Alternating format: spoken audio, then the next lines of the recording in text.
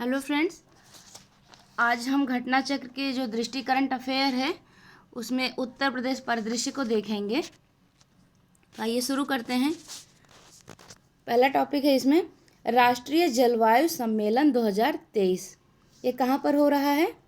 इसका आयोजन लखनऊ में किया जा रहा है, इसलिए ये इम्पॉर्टेंट है। 10 अप्रैल 2023 को 2 दिवसीय है। और कहाँ आयोजन हो रहा है इसका? लखनऊ में। नेक्स्ट देख लेते हैं स्कूल चलो अभियान 2023। ये कब से शुरू हुआ? 1 अप्रैल 2023 को मुख्यमंत्री ने स्कूल चलो अभियान 23 तथा विशेष रोग संचारी नियंत्रण अभियान का शुभारंभ किया है। इसके साथ ही एनसीईआरटी द्वारा विकसित स्कूल रेडीनेस कैलेंडर तथा शिक्षक मैनुअल का भी विमोचन किया।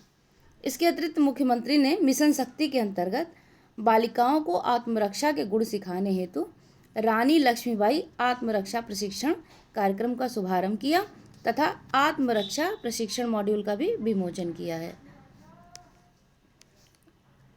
गौरतलब है कि प्रदेश में स्कूल चलो अभियान कब शुरू किया गया था?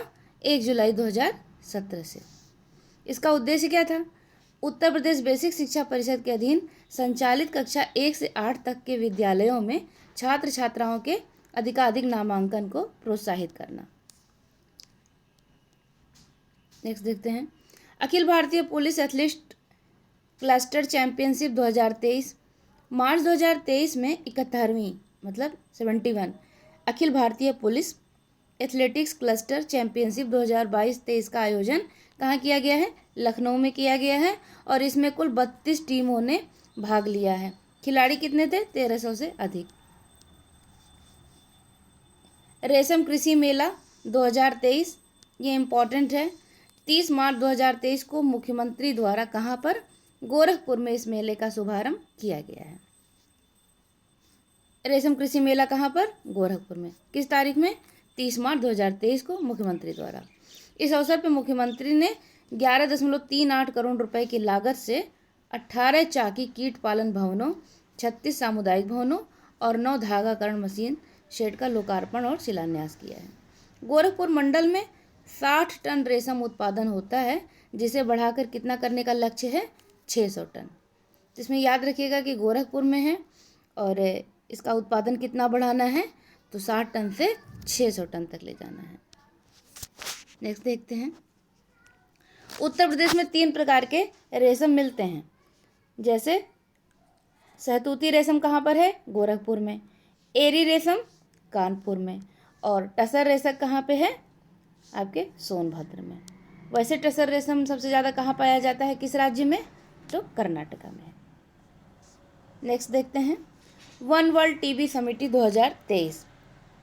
24 मार्च 2023 को प्रधानमंत्री नरेंद्र मोदी ने वाराणसी में वन वर्ल्ड टीबी समिट 2023 का उद्घाटन किया। कहाँ पर किया है? वाराणसी में।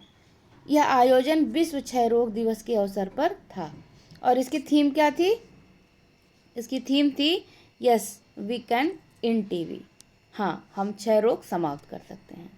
थीम जरूर याद रखिएगा। किस स्थान पर हुआ है ये याद रखिए और किस तारीख को हुआ है, जैसे 24 मार्च को, तो ज़रूर याद रखें। इसमें एक खास बात ये देख लेते हैं कि समिट का आयोजन केंद्रीय स्वास्थ्य और परिवार कल्याण मंत्रालय और स्टाफ टीबी पार्टनरशिप द्वारा किया गया। इसके अतिरिक्त जो मोदी जी हैं, इन्होंने टीबी मुक्त पंचायत पहल का भी शुभारंभ किया है। प्रधानमंत्री ने वाराणसी में राष्ट्रीय रोग नियंत्रण और उच्च नियंत्रण प्रयोगशाला केंद्र की आधारशिला रखी एवं metropolitan public health surveillance unit हेतु साइट का उद्घाटन भी किया है। खेलो इंडिया यूनिवर्सिटी गेम्स 2022 क्यों इम्पोर्टेंट है? क्योंकि 10 मार्च 2023 को उत्तर प्रदेश मंत्रिमंडल ने खेलो इंडिया यूनिवर्सिटी गेम का आयोजन उत्तर प्रदेश में कराए जाने हेतु विभिन्न कमेटियों के गठबंधन संबंधित प्रस्ताव को मंजूरी प्रदान की है। उत्तर प्रदेश में यह पहली बार यूनिवर्सिटी गेम का आयोजन किया जाएगा। इसका आयोजन किन किन शहरों में होगा ये देख लीजिए। 4 जिले हैं, लखनऊ, वाराणसी, गोरखपुर और गौतम बुद्ध नगर। नेक्स्ट देखते हैं एशिया की सबसे बड़ी मल्टी प्रोडक्ट पेंट फैक्ट्री कहाँ पे लगाई जा रही है? हरदोई के संडीला में। इसका उद्घाटन कब हुआ है? 5 मार्च 2023 को। यह जो पेंट फैक्ट्री है यह बर्जर समूह की है। नेक्स्ट देखते हैं उत्तर प्रदेश खेल नीति 2023। मार्च 2023 में उत्तर प्रदेश मंत्रिमंडल द्वारा उत्तर प्रदेश खेल नीति 2023 को मंजूरी दी गई है। इस नीति से जुड़ी रणनीतियों एवं पहलुओं के प्रभावी कार्यान्वयन हेतु एक राज्य खेल प्राधिकरण की स्थापना की जाएगी। इस नीति के अंतर्गत खिलाड़ियों को 3 श्रेणियां जैसे ग्रास रूट स्तर के खिलाड़ी, विकासात्मक स्तर के खिलाड़ी तथा उच्च स्तर के खिलाड़ी के रूप में वर्गीकृत किया जाएगा।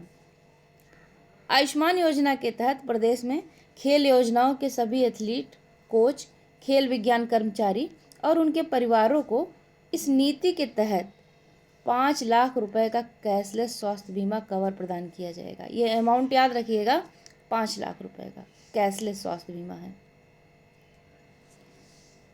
राज्य सरकार द्वारा 10 करोड़ रुपए के प्रारंभिक कोष के साथ राज्य में खेलों के लिए उत्तर प्रदेश खेल विकास कोष बनाया जाएगा और नए खेल नीति में ई स्पोर्ट को भी शामिल किया जाएगा। तो इसमें अमाउंट याद रखिएगा और कहाँ पर किया गया है और कितने स्तर के खिलाड़ी इनमें इंक्लूड किए गए हैं ये ज़रूर देख लीजिएगा। पर drop more crop micro irrigation कार्यक्रम।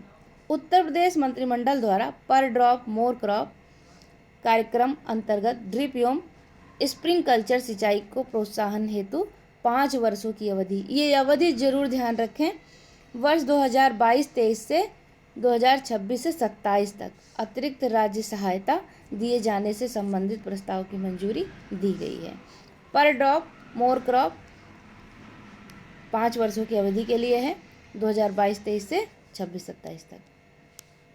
कालिंजर महोत्सव देख लेते हैं 2023। 17 फरवरी को मुख्यमंत्री योगी आदित्यनाथ ने बांदा जिले में कालिंजर महोत्सव का शुभारंभ किया है। नेक्स्ट इमिलिया कोडर गांव। इमिलिया कोडर गांव यह बलरामपुर जिले के थारू आबादी वाले गांव में राज्य का पहला आदिवासी संग्रहालय बनाया गया है। किस गांव में? इमिलिया गांव में पहला आदिवासी संग्रहालय। और यह किस जनजाति से संबंधित है? तो थारू जनजाति से संबंधित है। थारू जनजाति के जीवंत और विविध संस्कृति और जीवन शैली पर केंद्रित यह जो संग्रहालय है करीब 5.5 एकड़ में विस्तारित है। तो ये याद रखिएगा कि पहला आदिवासी संग्रहालय कहाँ बनाया गया है और कौन सी जनजाति से यह संबद्ध है। नेक्स्ट देखते हैं VFS global visa application centre. 4 फरवरी 2023 को मुख्यमंत्री योगी आदित्यनाथ ने कहाँ पर? लखनऊ में VFS global visa application centre का उद्घाटन किया है। इस सेंटर में 10 देशों के लिए वीजा आवेदन से जुड़ी प्रक्रिया को पूरी करने की सुविधा उपलब्ध है। कितने देश हैं? 10 देश हैं। इस सेंटर के द्वारा प्रारंभ में ऑस्ट्रेलिया, नीदरलैंड, चेक गणराज्य, स्विट्जरलैंड, क्रोएशिया, हंगरी, पुर्तगाल, जर्मनी, इटली तथा सऊदी अरब की यात्रा करने से संबंधित सेवाएं प्रदान की जाएंगी। 4 देश दे देगा और पूछेगा कि इनमें से वो देश कौन से हैं जिनके लिए वीज़ा दिया जा रहा है, या पूछ लेगा कि इनमें से कौन सा देश शामिल नहीं है। तो एक बार आप जो 10 देश हैं इनको देख के जरूर जाएं। उत्तर प्रदेश को ठीक से तैयार करिए। संभावना है कि इस बार उत्तर प्रदेश के सवाल थोड़े से यूपी में हमें ज़्यादा देखने को मिले। उत्तर प्रदेश खाद्य प्रसंस्करण उद्योग नीति 2023। 2 फरवरी 2023 को उत्तर प्रदेश मंत्रिमंडल ने उत्तर प्रदेश खाद्य प्रसंस्करण उद्योग की नीति 2022 प्रख्यापित की है। यह नीति अधिसूचित होने की तिथि से आगामी 5 वर्ष या नई नीति आने तक संपूर्ण प्रदेश में प्रभावी रहेगी। इस नीति का उद्देश्य प्रदेश में कृषि उपज के प्रसंस्करण में बढ़ोतरी करना और अन्य राज्यों और देशों में प्रसंस्कृत खाद्य पदार्थों के निर्यात को प्रोत्साहित करना है।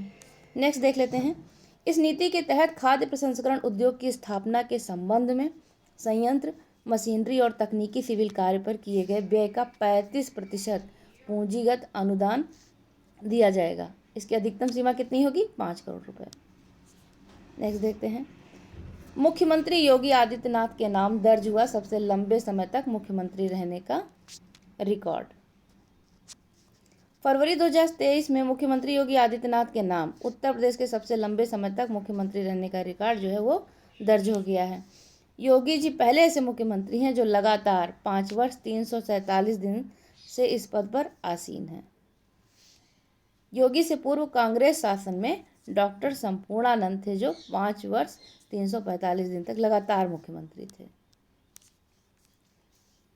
श्रेयस हरीश, इन्हें जरूर देख लीजिएगा।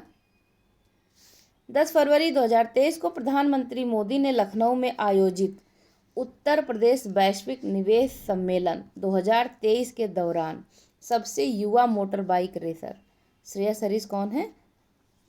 मोटर बाइक रेसर हैं, को सम्मानित किया गया है। बेंगलुरु निवासी हरीश विश्व रेस में क्वालिफाई करने वाले पहले भारतीय हैं। तो ये कहाँ के हैं? बेंगलुरु के हैं और ये क्या हैं? बाइक रेसर हैं, सबसे युवा। क्लाशिनकोव AK-203 असॉल्ट राइफल जनवरी 2023 में अमेठी स्थित कोरबा आयुध फैक्ट्री में क्लाशिनकोव AK-203 असॉल्ट राइफल का उत्पादन प्रारंभ हुआ है। कहाँ पर? अमेठी स्थित कोरबा में।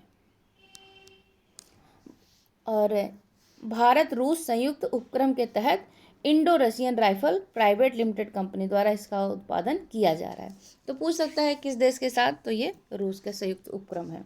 ध्यातव्य के अमेठी के मुसीगंज में असॉल्ट राइफल की यूनिट का शिलान्यास प्रधानमंत्री नरेंद्र मोदी ने कब किया था?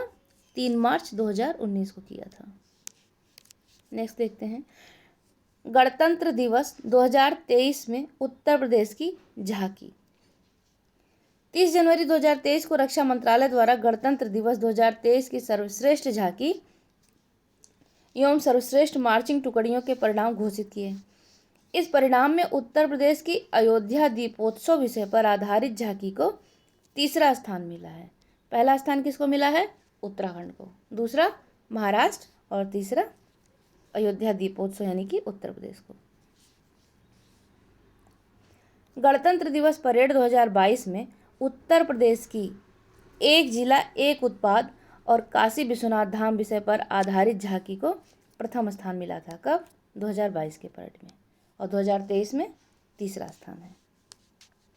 राष्ट्रमंडल खेल 2022 के पदक विजेता एवं प्रतिभागी तथा 36वें राष्ट्रीय खेल में प्रदेश के पदक विजेता खिलाड़ी जो हैं वो सम्मानित किए गए हैं। 26 जनवरी 2023 को राज्यपाल आनंदीबेन पटेल और मुख्यमंत्री योगी आदित्यनाथ ने उत्तर प्रदेश दिवस कार्यक्रम की श्रृंखला में राष्ट्रमंडल खेल 2022 में राज्य के पदक विजेता एवं प्रतिभागी 14 खिलाड़ियों को कुल 5 करोड़ 30 लाख रुपए की पुरस्कार राशि और स्मृति चिन्ह प्रदान किया गया है। कितनी राशि दी गई है? 5 करोड़ 30 लाख। कितने खिलाड़ी हैं? 14 खिलाड़ी। देखते हैं, राष्ट्रमंडल खेल 2022 में प्रदेश की प्रियंका गोस्वामी एथलेटिक्स हैं, मेघना सिंह क्रिकेट, दीप्ति शर्मा क्रिकेट और ललित कुमार उपाध्याय हॉकी ने रजत पदक जीता था। जबकि अनुरागी एथलेटिक्स, दिव्या काकरान कुश्ती, विजय कुमार यादव जूडो और वंदना कटारिया हॉकी ने कांस्य पदक जीता है। ये ज़रूर याद रखिएगा। इस अवसर पर 36वें राष्ट्रीय खेल के प्रदेश के पदक विजेता 66 खिलाड़ियों को कुल 2 करोड़ 58 लाख 50 हजार रुपये दी गई है। उल्लेखनीय है कि गुजरात में आयोजित 36वें राष्ट्रीय खेल में उत्तर प्रदेश के खिलाड़ियों ने 18 खेलों में कुल 56 पदक जीते हैं, जिसमें से 20 स्वर्ण हैं, 18 रजत हैं और 18 कांस्य हैं। और यह राष्ट्रीय खेल कहाँ हुआ है? गुजरात में आयोजित किया गया था। 36वें राष्ट्रीय खेल में उत्तर प्रदेश पदक तालिका में कौन से स्थान पर रहा? 8वें स्थान पर था। राष्ट्रमंडल खेल एवं विश्व चैंपियनशिप में स्वर्ण पदक विजेता 1.5 करोड़ रुपए, रजत पदक विजेता को 75 लाख और कांस्य पदक विजेता को 50 लाख रुपए की पुरस्कार राशि प्रदान की जाती है। नेक्स्ट देखते हैं, पद्म पुरस्कार 2023 में उत्तर प्रदेश के कौन से लोग हैं? पद्म विभूषण किसे दिया गया? मुलायम सिंह यादव को मरणोपरांत सार्वजनिक मामले में। अब पद्मश्री देख लेते हैं। पद्मश्री राधाचरण गुप्ता साहित्य एवं शिक्षा, दिलशाद हुसैन कला, अरविंद कुमार विज्ञान एवं इंजीनियरिंग, उमाशंकर पांडे सामाजिक कार्य, मनोरंजन साहू चिकित्सा, ऋत्विक सान्याल कला और विश्वनाथ प्रसाद तिवारी साहित्य एवं शिक्षा के क्षेत्र में।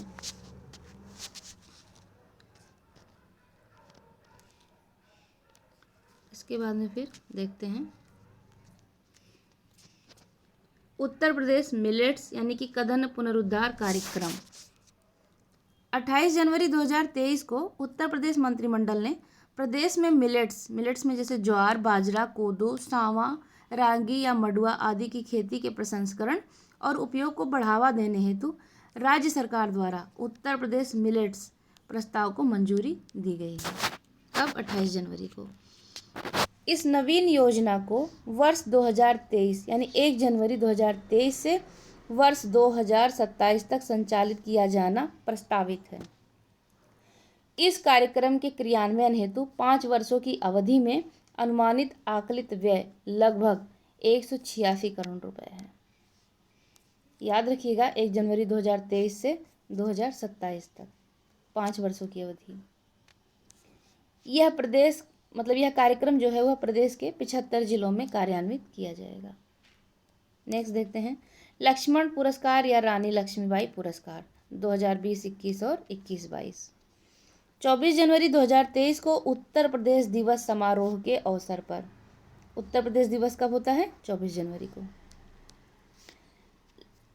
आदित्यनाथ ने लक्ष्मण पुरस्कार, रानी लक्ष्मीबाई पुरस्कार 2020-21 और 2021-22 के पुरस्कार विजेताओं को दिया है। साथ में आनंदीबेन पटेल भी थी। वर्ष 2020-21 और 21-22 के लिए कुल 12 खिलाड़ियों को लक्ष्मण पुरस्कार और रानी लक्ष्मीबाई पुरस्कार से सम्मानित किया गया। 12 खिलाड़ी। रानी लक्ष्मीबाई पुरस्कार 2020-21 नेहा कश्यप वुशु और ज्योति शुक्ला हैंडबॉल, और लक्ष्मण पुरस्कार 2021 राहुल सिंह हॉकी वेटनवर्ग, मोहित यादव कुश्ती और जनार्दन सिंह यादव को कुश्ती वेटनवर्ग में। रानी लक्ष्मीबाई पुरस्कार 21-22 तरुणा शर्मा को जूडो के लिए और मनीषा भाटी वुशु के लिए। लक्ष्मण पुरस्कार देख लेते हैं 21-22 मोहम्मद आरिफ हॉकी वेटनवर्ग, राधेश्याम सिंह एथलेटिक्स वेटनवर्ग, सुहास एलवाई बैडमिंटन दिव्यांगजन वर्ग, दीपेंद्र सिंह निशानेबाजी दिव्यांगजन वर्ग और विवेक चिकारा कौन है? पैरा तीरंदाजी। रन फॉर G20 वॉकाथॉन 21 जनवरी 2023 को उत्तर प्रदेश के 4 शहरों, याद रखिएगा इन 4 शहरों को, लखनऊ, आगरा, नोएडा और वाराणसी में रन फॉर G20 वॉकाथॉन का आयोजन किया गया है। G20 सम्मेलन में जुड़ी 11 बैठकें उत्तर प्रदेश में आयोजित की जाएंगी। इन बैठकों का आयोजन कहाँ कहाँ होगा? लखनऊ, वाराणसी, आगरा और गौतम बुद्ध नगर।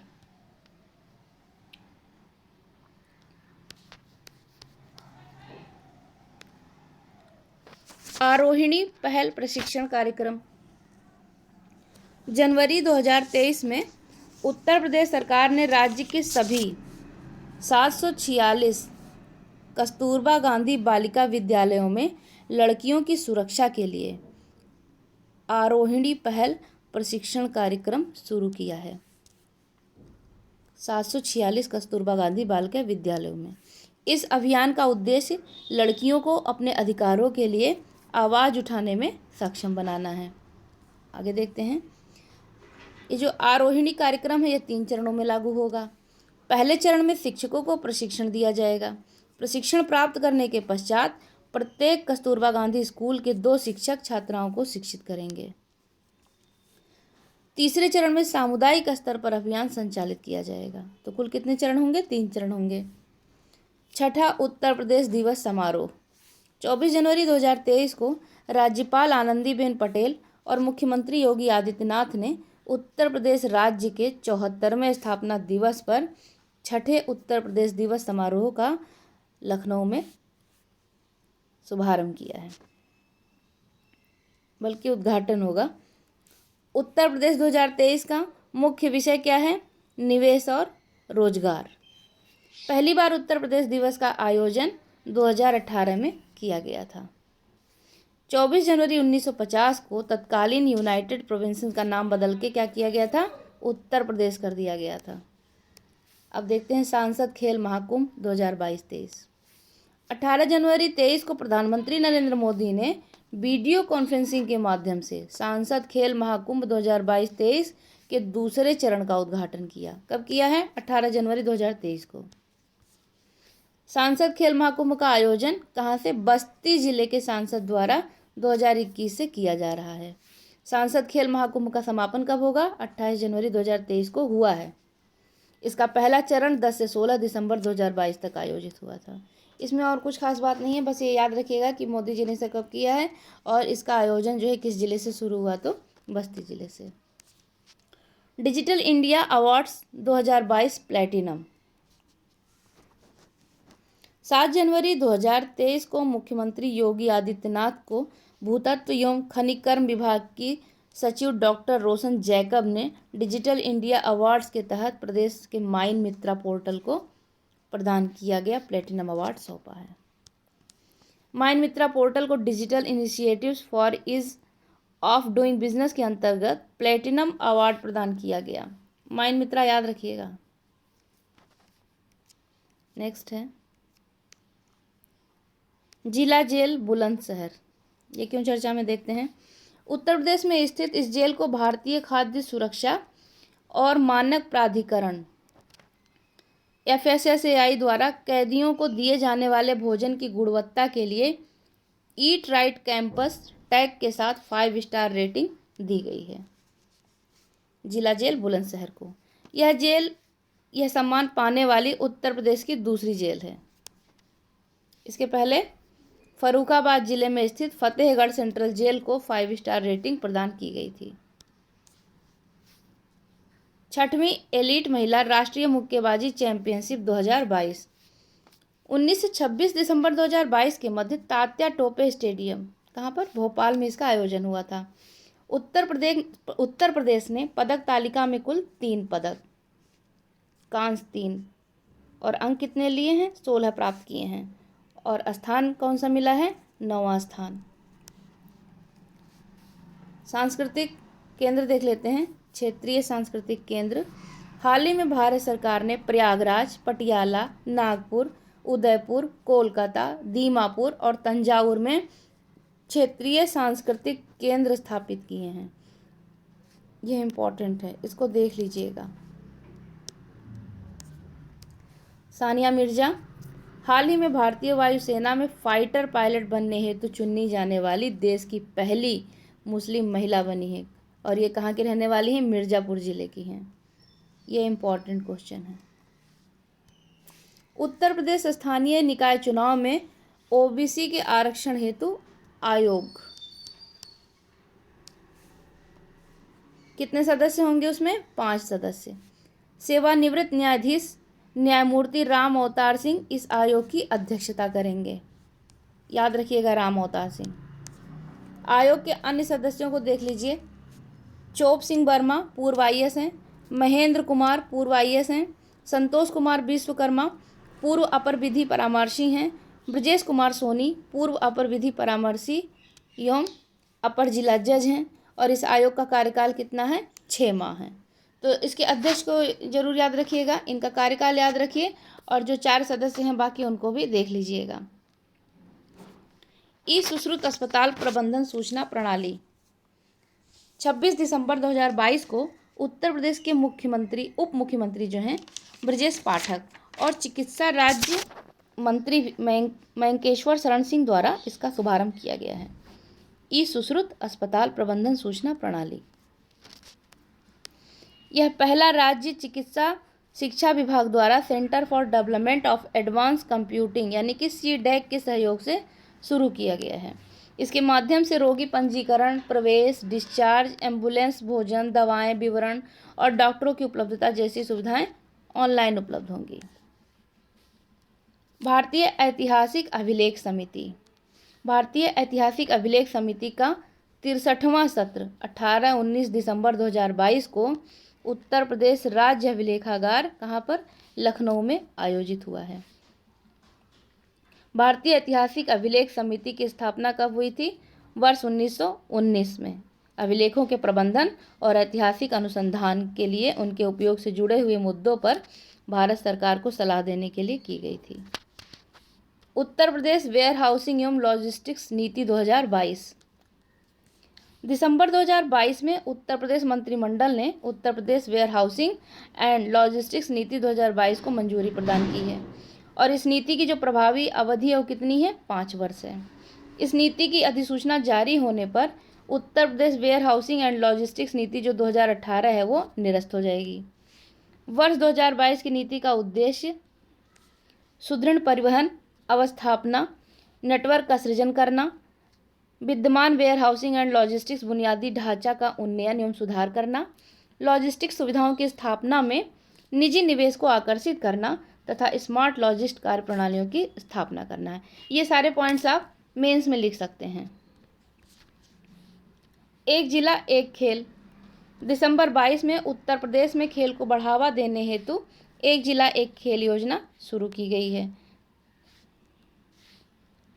ODOF योजना में शामिल करने हेतु 10 जिलों के खेल में बदलाव किया गया है। इन 10 जिलों के खेल जरूर देख लीजिएगा, क्योंकि 75 जिले तो नहीं पूछे जाएंगे, लेकिन जहाँ परिवर्तित किया गया है वो पूछ सकता है। जैसे मथुरा का खेल पहले क्या था, जूडो, अब उसके स्थान पर कुश्ती है। तो इसमें कौन कौन है, मथुरा और बलिया है। इसके अतिरिक्त अंबेडकर नगर, कानपुर देहात और फतेहपुर, इनका बैडमिंटन के स्थान पर एथलेटिक्स है। श्रावस्ती का बैडमिंटन के स्थान पर कबड्डी है।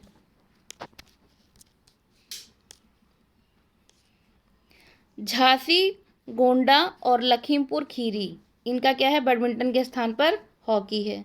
बहराइच बैडमिंटन के स्थान पर फुटबॉल है।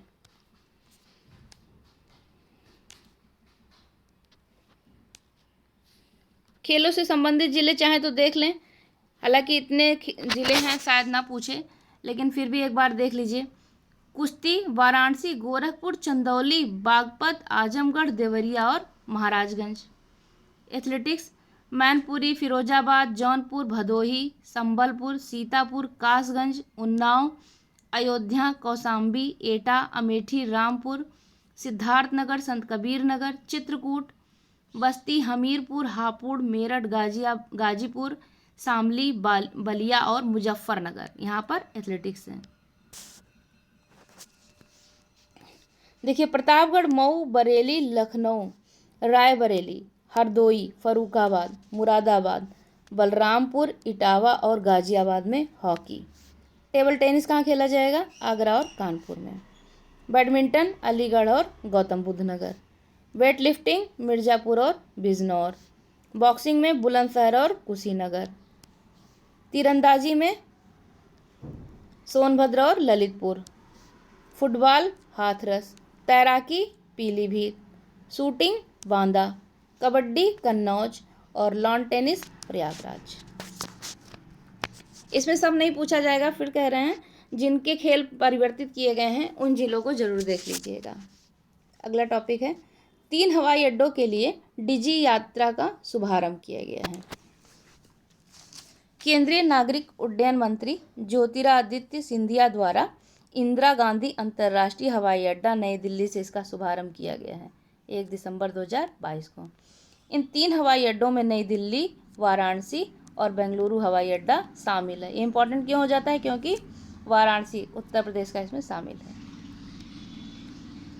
पहले चरण में डिजी यात्रा 7 हवाई अड्डों पर शुरू की जाएगी, जिसमें से 3 पर शुरुआत हो चुकी है। वर्ष 2023 तक इसे हैदराबाद, कोलकाता, पुणे और विजयवाड़ा हवाई अड्डे पर शुरू किया जाएगा। नेक्स्ट है मातृ मृत्यु अनुपात।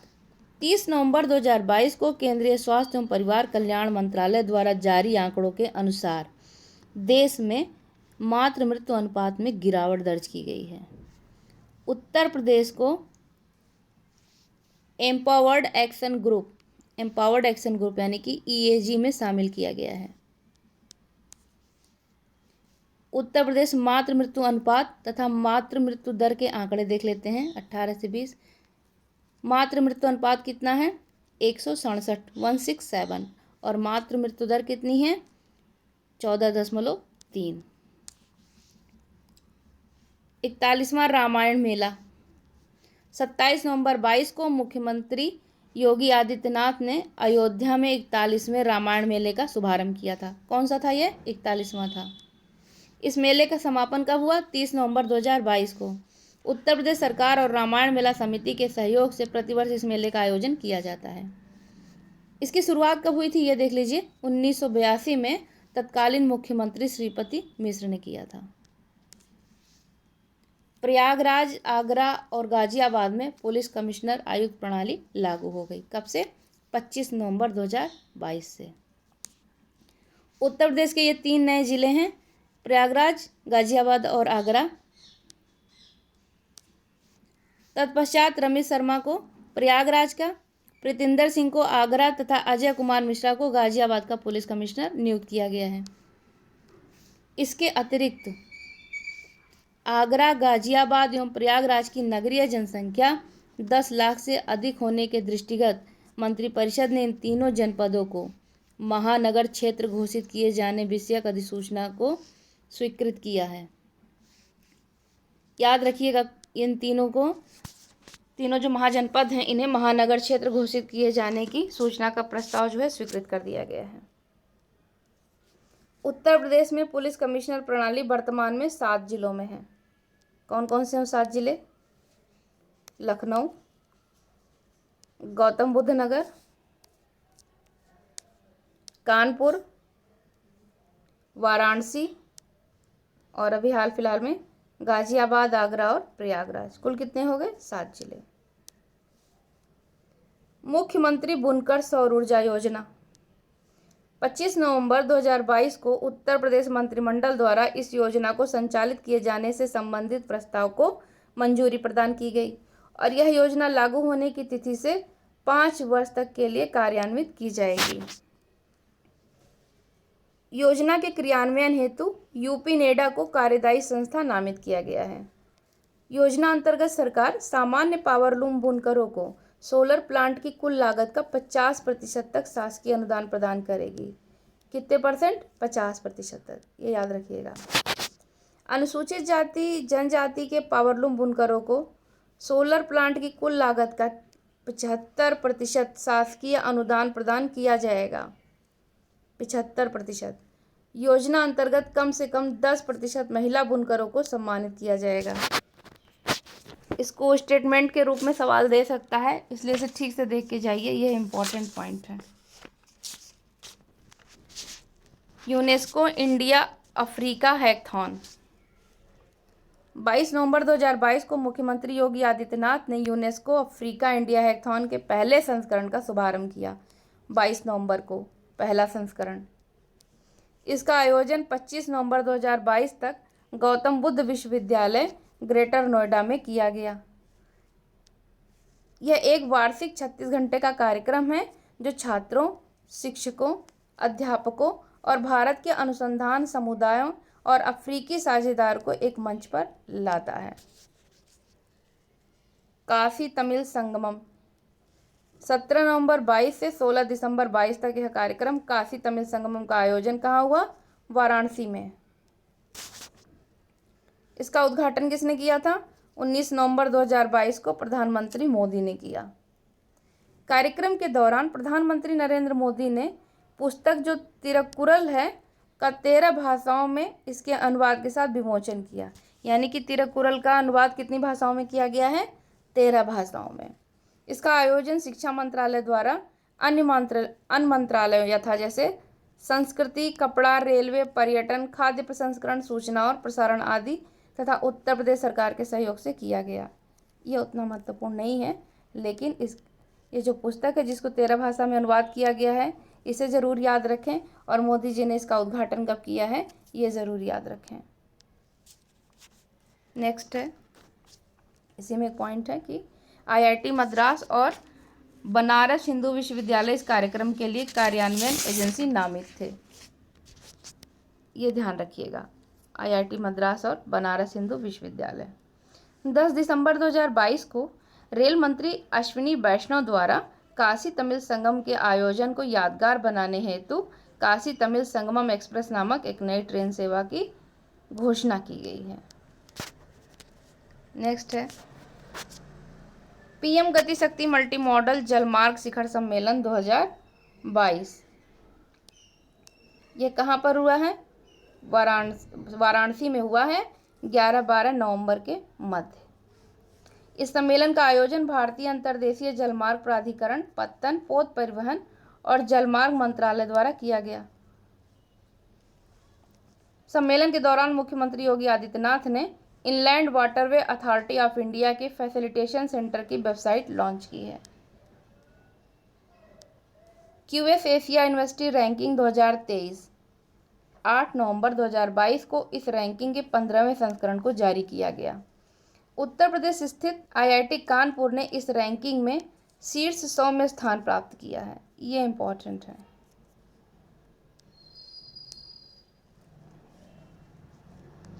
एशियाई रैंक 66 और भारतीय रैंक 6 किसको मिली है? आईआईटी कानपुर को। नेक्स्ट देख लेते हैं उत्तर प्रदेश सौर ऊर्जा नीति 2022। उत्तर प्रदेश सौर ऊर्जा नीति 2022 नवंबर 2022 में उत्तर प्रदेश मंत्रिमंडल द्वारा उत्तर प्रदेश सौर ऊर्जा नीति 22 के प्रख्यापन के प्रस्ताव को स्वीकृति प्रदान की गई है।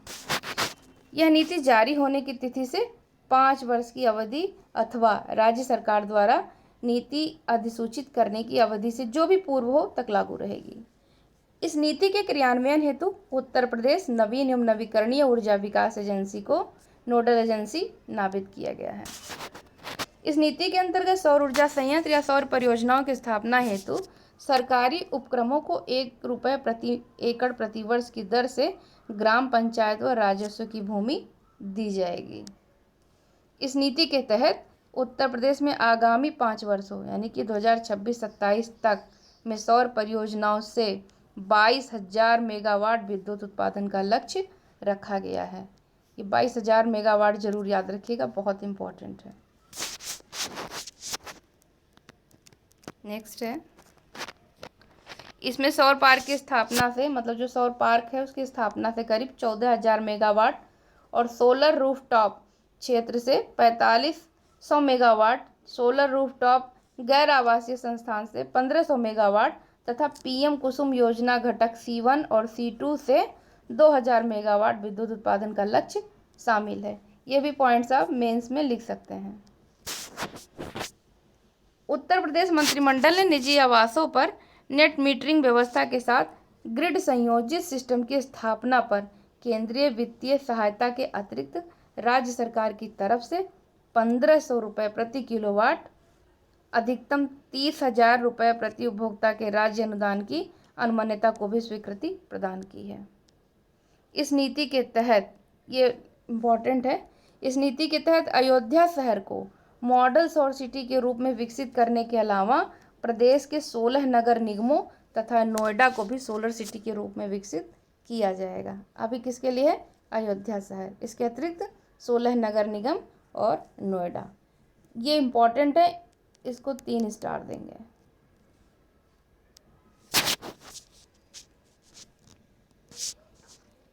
नेक्स्ट है उत्तर प्रदेश पर्यटन नीति। ये कब से लागू हो गई ये देख लीजिए, 23 नवंबर 2022 को। यह नीति उत्तर प्रदेश पर्यटन नीति 2018 का स्थान लेगी और इस नीति की प्रभावी अवधि नीति लागू होने की तिथि से 5 वर्षों तक होगी।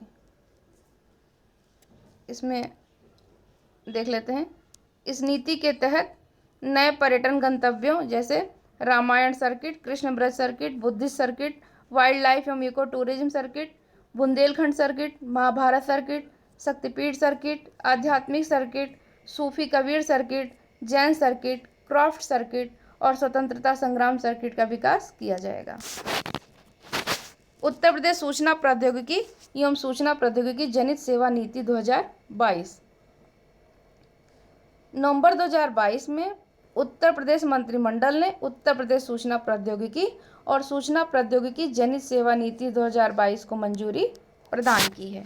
इस नीति के तहत राज्य में घरेलू एवं अंतर्राष्ट्रीय निवेश आकर्षित किए जाएंगे और यह नीति अधिसूचना की तिथि से प्रभावी होगी और 5 वर्ष की अवधि हेतु अथवा नई नीति की उद्घोषणा होने तक यह जारी रहेगी। उत्तर प्रदेश औद्योगिक निवेश एवं रोजगार प्रोत्साहन नीति 2022। 3 नवंबर 2022 को उत्तर प्रदेश मंत्रिमंडल द्वारा उत्तर प्रदेश औद्योगिक निवेश एवं रोजगार प्रोत्साहन नीति 2022 को अनुमोदित किया गया और इसकी अवधि भी 5 वर्ष ही है। इस नीति के अंतर्गत राज्य में एक्सप्रेसवेज एवं फ्रेट कॉरिडोर्स के किनारे लैंड बैंक तथा एकीकृत मैन्युफैक्चरिंग क्लस्टर विकसित किए जाएंगे। इस नीति में वित्तीय प्रोत्साहन, उपादान एवं रियायतों के संबंध में स्टाम्प शुल्क में भी छूट की व्यवस्था की गई है। इसके तहत भूमि के क्रय और राज्य बुंदेलखंड और पूर्वांचल में 100%, मध्यांचल और पश्चिमांचल यानी कि गौतम बुद्ध नगर और गाजियाबाद जिले को छोड़ करके क्षेत्र में 75% स्टाम्प शुल्क में छूट दी जाएगी। गौतम बुद्ध नगर और गाजियाबाद को कितना दिया जाएगा? 50% तक की छूट। अब देखते हैं 7वां भारत जल सप्ताह। 1 नवंबर 2022 को राष्ट्रपति जो हैं द्रौपदी मुर्मू ने गौतम बुद्ध नगर के India expo mart greater Noida में 7वें भारत जल सप्ताह का उद्घाटन किया है। कौन सा है? 7वां। और इसका उद्घाटन कहाँ पर किया है? गौतम बुद्ध नगर में। इसका समापन 5 नवंबर 2022 को हुआ। 7वें भारत जल सप्ताह का विषय क्या था? टिकाऊ विकास और समानता के लिए जल सुरक्षा। इसकी थीम जरूर याद रखिएगा। इस कार्यक्रम में डेनमार्क, सिंगापुर और फिनलैंड भागीदार देश थे। ये इंपॉर्टेंट है। 7वां था, इसकी थीम टिकाऊ विकास और समानता के लिए जल सुरक्षा था और इसमें डेनमार्क, सिंगापुर और फिनलैंड भागीदार देश थे। नेक्स्ट देखते हैं उत्तर प्रदेश डेयरी विकास एवं दुग्ध उत्पादन संवर्धन नीति 2022। हाल ही में उत्तर प्रदेश मंत्रिमंडल ने उत्तर प्रदेश डेयरी विकास एवं दुग्ध उत्पादन संवर्धन नीति 2022 को मंजूरी दी है और यह अधिसूचना जारी होने की तिथि से 5 वर्षों के लिए प्रभावित रहेगी। अमूमन जितनी भी योजनाएं हैं वो 5 वर्ष के लिए ही हैं। अगर कुछ समझ में ना आए तो 5 वर्ष मार के आप हट सकते हो। 50% तो चांस रहेगा ही सही होने का। इसका उद्देश्य निवेशकों की सुविधा के लिए प्रक्रियाओं के सरलीकरण द्वारा राज्य में दूध आधारित उद्योगों की स्थापना को प्रोत्साहित करना है। इस नीति में अगले 5 वर्षों में 5,000 करोड़ रुपए की पूंजी निवेश का लक्ष्य रखा गया है। पशु आहार निर्माणशाला पर पहली बार सरकार 7.5 करोड़ रुपए तक की छूट प्रदान करेगी। नेक्स्ट है योटा डाटा सेंटर। 31 अक्टूबर 2022 को मुख्यमंत्री योगी आदित्यनाथ ने गौतम बुद्ध के नॉलेज पार्क ग्रेटर नोएडा में स्थापित डाटा सेंटर का लोकार्पण किया है और इस सेंटर का नाम क्या है? Yotta data centre. यह देश का सबसे बड़ा एवं उत्तर प्रदेश का पहला हाइपर स्केल डाटा सेंटर है। यह डाटा सेंटर हीरानंदानी ग्रुप द्वारा बनाया गया है। नेक्स्ट है एशिया की पहली पैथोजन रिडक्शन मशीन। 27 अक्टूबर 2022 को मुख्यमंत्री योगी आदित्यनाथ ने लखनऊ में स्थित किंग जॉर्ज चिकित्सालय विश्वविद्यालय यानी कि KGMU में थोरेसिक सर्जरी विभाग व वैस्कुलर सर्जरी विभाग एवं ट्रांसफ्यूजन मेडिसिन विभाग में एशिया की पहली पैथोजन रिडक्शन मशीन का लोकार्पण किया है। बस इतना याद रखिए कि जो पैथोजन रिडक्शन मशीन है कहाँ लगाया जा रहा है? KGMU में।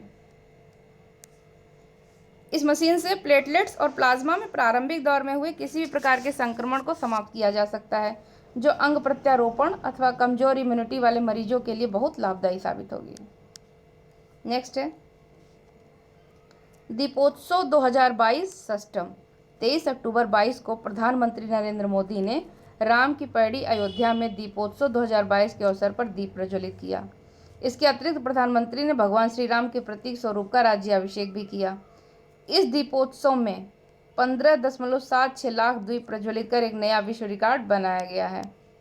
इसमें यह डेट याद रखिएगा क्योंकि प्रधानमंत्री जी ने दीप प्रज्वलित किया है तो इसलिए पूछा जा सकता है। और यह कौन सा है? सिस्टम है, ये याद रखिएगा। इसके साथ ही सितंबर 22 में अयोध्या में लता मंगेशकर चौक का भी उद्घाटन किया गया। नेक्स्ट देश का 53वां बाघ अभयारण्य। 19 अक्टूबर 2022 को उत्तर प्रदेश सरकार द्वारा रानीपुर बाघ अभयारण्य के गठन की अधिसूचना जारी की गई। इसको 3 स्टार देंगे। रानीपुर बाघ अभयारण्य उत्तर प्रदेश के चित्रकूट जिले में अवस्थित है, जिला जरूर याद रखिएगा। और यह देश का 53वां बाघ अभयारण्य है और उत्तर प्रदेश का दूसरा। रानीपुर बाघ अभयारण्य उष्णकटिबंधीय शुष्क पर्णपाती वन क्षेत्र है जिसमें बाघ, तेंदुए, स्लोथ रीछ, चित्तीदार हिरण, सांभर और चिंकारा जैसे जीवों का वास है। पन्ना टाइगर रिजर्व और रानीपुर बाघ अभयारण्य एक दूसरे के करीब स्थित हैं, जो बाघों की आवाजाही के लिए एक उपयुक्त या महत्वपूर्ण गलियारा भी हैं। अब अपने यहाँ पर बाघ अभयारण्य 2 हो गए हैं, एक दुधवा है और दूसरा रानीपुर है। वैसे दुधवा में आपके अमनगढ़ क्षेत्र कार्बेट टाइगर रिजर्व है जो पीलीभीत भी है, और अब रानीपुर। तो कुल 4 देख लीजिए, ऐसे तो 4 हैं, दुधवा, अमनगढ़, पीलीभीत और रानीपुर, लेकिन मुख्यतः 2 माने जाते हैं। यूफिलेक्स 2022। 15 अक्टूबर 2022 को मुख्यमंत्री योगी आदित्यनाथ ने ललित कला अकादमी लखनऊ में 12वीं उत्तर प्रदेश डाक टिकट प्रदर्शनी यूफिलेक्स का उद्घाटन किया है। और इसका थीम जान लीजिए, भारत की समृद्धि, संस्कृति और विकास में उत्तर प्रदेश का योगदान है। यूफिलेक्स किससे संबंधित है ये याद रखिएगा। तो यह डाक टिकट प्रदर्शनी है और इसका विषय जरूर याद रखें, भारत की समृद्धि, संस्कृति और विकास में उत्तर प्रदेश का योगदान है। और ये कौन सी थी? 12वीं थी। इसका आयोजन कहाँ हुआ? लखनऊ में। सर सैयद उत्कृष्टता पुरस्कार अलीगढ़ मुस्लिम विश्वविद्यालय द्वारा प्रसिद्ध अमेरिकी इतिहासकार प्रोफेसर बारबरा मेटकॉफ को दिया गया है। Public affairs index 2022। 14 अक्टूबर 22 को इस इंडेक्स के 7वें वार्षिक संस्करण को प्रकाशित किया गया है। सूचकांक में उत्तर प्रदेश को बड़े राज्यों की श्रेणी में शामिल किया गया। सद्यः सूचकांक में उत्तर प्रदेश ने गत वर्ष की तुलना में अपनी रैंक में सुधार करते हुए, यानी कि पहले इसका स्कोर कितना है? 0.5201 के साथ 12वें स्थान को हासिल किया है। और कुल कितने थे राज्य? 18 थे, और 18 में उत्तर प्रदेश का स्थान कौन सा है? 12वां है, सुधार के बाद। इसे राष्ट्रीय में हम लोग पढ़ चुके हैं। विदित हो कि PAI 2021 में से अंतिम स्थान प्राप्त हुआ था। 3 विषयों के तहत उत्तर प्रदेश का प्रदर्शन।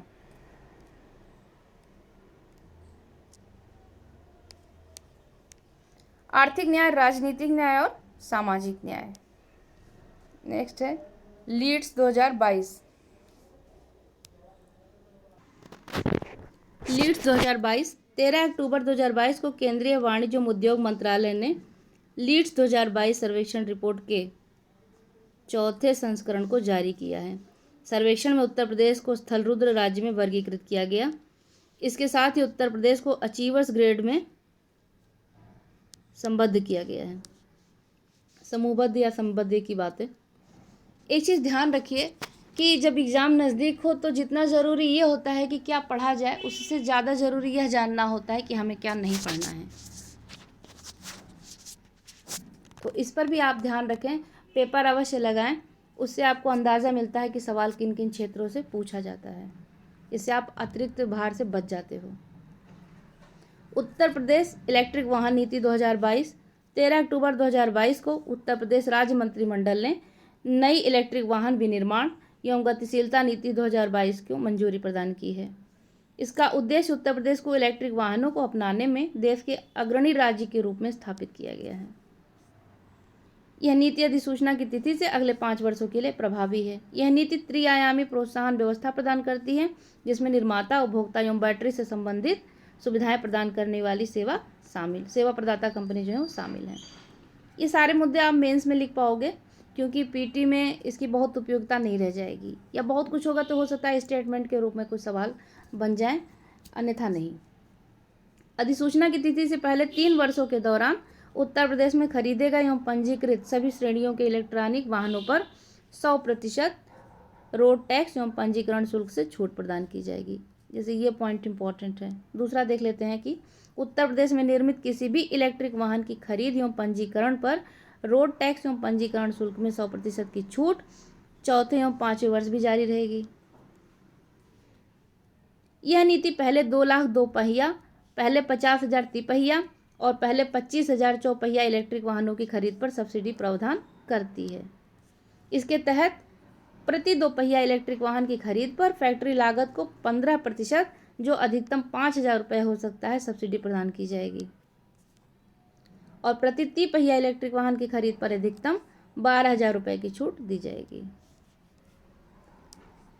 और चौपहिया इलेक्ट्रिक वाहन पर 1 लाख रुपए तक की छूट दी जाएगी। यह नीति जो है राज्य में पहले 400 निजी इलेक्ट्रिक बसों की खरीद पर भी सब्सिडी का प्रावधान करती है। यह सब्सिडी प्रति निजी इलेक्ट्रिक बस की खरीद पर अधिकतम 20 लाख रुपए की सीमा तक प्रदान की जाएगी। इस नीति के तहत सरकारी कर्मचारियों को अग्रिम पेशकश द्वारा इलेक्ट्रिक वाहन खरीद के लिए प्रोत्साहित किया जाएगा। इस नीति के तहत राज्य में पहले 2000 चार्जिंग सुविधा विकसित करने वाले सेवा प्रदाताओं को प्रति परियोजना अधिकतम 10 लाख रुपए तक की सब्सिडी का प्रावधान किया गया है। प्रथम 1000 स्वैपिंग स्टेशनों की सुविधा विकसित करने वाले सेवा प्रदाताओं को प्रति स्वैपिंग स्टेशन पर 5 लाख रुपए तक की पूंजी सब्सिडी देने का प्रावधान है।